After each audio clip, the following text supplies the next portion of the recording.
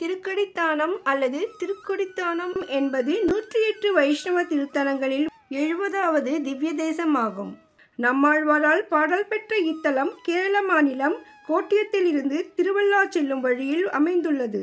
பஞ்சபாண்டவர்களில் சகாதேவரால் கட்டப்பட்ட இக்கொடித்தானம் திவ்ய தேசம் 3 கடிகை க்ஷேத்திரங்களில் ஒன்றாகும்.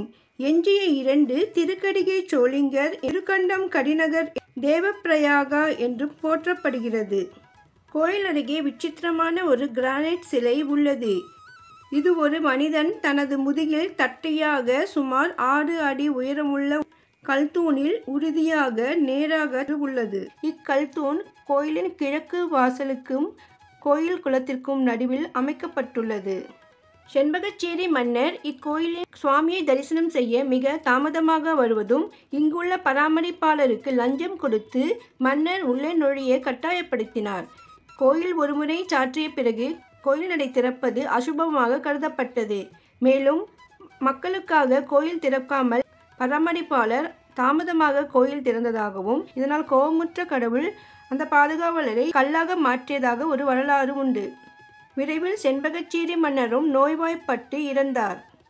மூலவர் அமிர்த நாராயண பெருமாள், அற்புத நாராயண பெருமாள் கிழக்கு நோக்கி நின்ற நிலையில் அருள்பாலிக்கிறார். தாயார் கற்பகவல்லி தாயார்.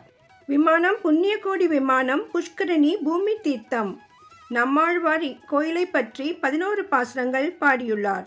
ருக்மாங்கதன் என்ற மன்னன் விஷ்ணுவின் பக்தரான இவர் ஏகாதசி விரதத்தை கடைபிடித்தார்.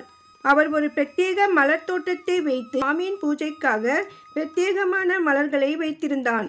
இதை அறிந்த இந்திரன் சில தேவர்களை பூக்களை திருடுவரச் செய்தான். ருக்மாங்கதன் ஒவ்வொரு நாளும் பூக்கள் காணாமல் போவதை அறிந்து வருந்தினான். ஒரு நாள் தோட்டத்தின் பாதுகாவலர்கள் தேவர்கள் பூக்களை திருடிச் செல்லும் பொழுது அவர்களை பிடித்து மன்னரிடம் கொண்டு வந்தனர். மன்னன் விசாரித்தான். அவர்கள் தேவர்கள் என்று தெரிந்ததும் கோபப்படவில்லை. மன்னன் மகிழ்ச்சியடைந்து தேவர்களிடம் இந்திரனுக்கு ஒவ்வொரு நாளும் பூக்களை அனுப்ப தயாராக இருப்பதாக கூறினான். ஆனால் மனிதர்களால் தொடப்பட்டதால் தேவர்கள் தங்களுடைய தேவலோகத்திற்கு திரும்பிச் செல்ல முடியவில்லை. மன்னன் பரந்தாமனிடம் வேண்டினான். ஏகாதசி விரதத்தின் பலனை தேவர்களுக்கு வழங்கி அவர்களின் சக்தியை இங்கே கோயிலில் திரும்ப பெறச் செய்தான். இச்சம்பவங்கள் ஒரு கடிகையில் நடந்தது. ஒரு கடிகை என்றால் 24 நிமிடங்கள்.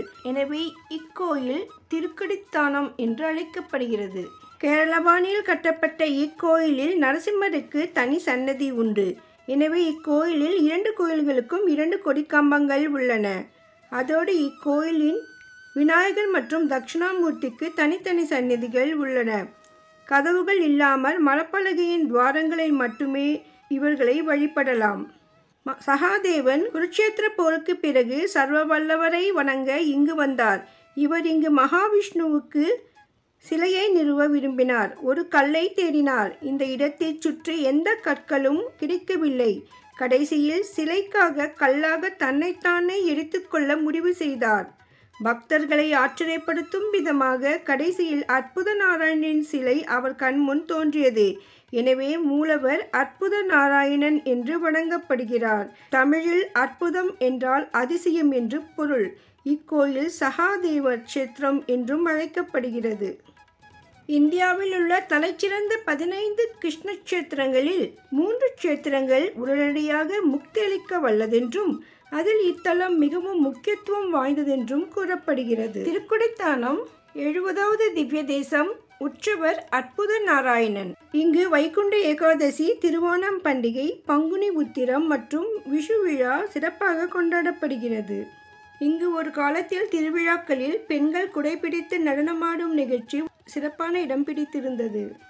இக்கோயில் கொச்சின் சர்வதேச விமான நிலையத்தில் இருந்து 95 கிலோமீட்டர் தொலைவிலும் சங்கனாச்சேரி ரயில் நிலையத்தில் இருந்து 2 கிலோமீட்டர் தொலைவிலும் உள்ளது.